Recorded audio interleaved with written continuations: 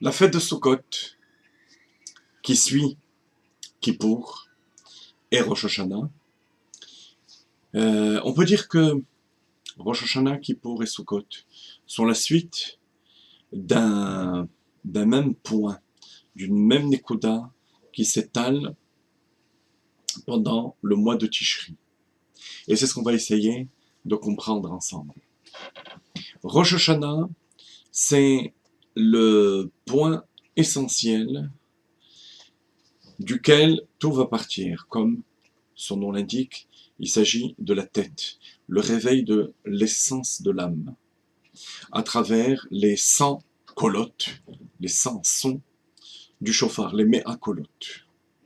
Le réveil de l'essence de l'âme qui va toucher l'essence de Dieu.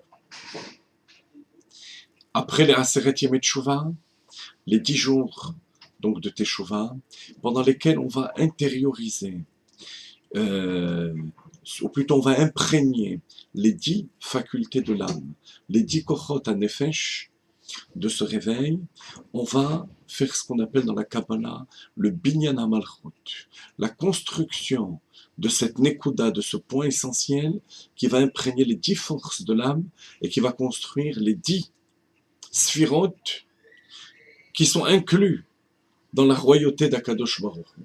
Chochma, Bina, Da'at, Chesed, Gvura, Tiferet, Netzachot, Yesod, Malchut Shebe Malchut, jusqu'à la Neila.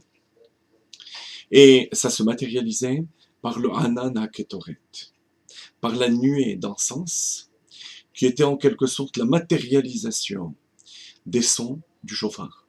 Le son, ce sont des ondes sonores. Les nuées, c'est déjà quelque chose de plus matériel. Et ça se fait par la Teshuvah.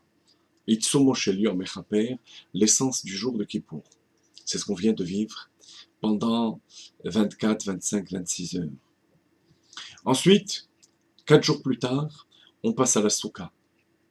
Qu'est-ce que la Souka, essentiellement? C'est le tsel, l'ombre qui est provoquée, qui est amenée par le toit de la Souka, qui est la matérialisation de la nuée de Yom Kippour. Donc, plus qu'un réveil de tchouva, il s'agit là maintenant de quelque chose de plus matériel et plus concret. On est enveloppé par la mitzvah, mais qui a son origine dans la nuée des encens de Kippour et qui a son origine dans les 100 colottes de chauffard, qui se décomposaient en 60 tekiot, les sons longs, tout, il y en avait 60 tekiah, 20 chevarim, tout, et 23, tout. Ça nous donne Srach, Samer, Chaf, Chaf, le toit, 60 sonneries longues, 20 coupées en 3, et 3 les sons saccadés, découpés en 9. Srach, Samer, Chaf, Chaf, matérialisation de ce réveil du chauffard, en passant par la tchouva de Kippour. Là, on s'enveloppe de mitzvot.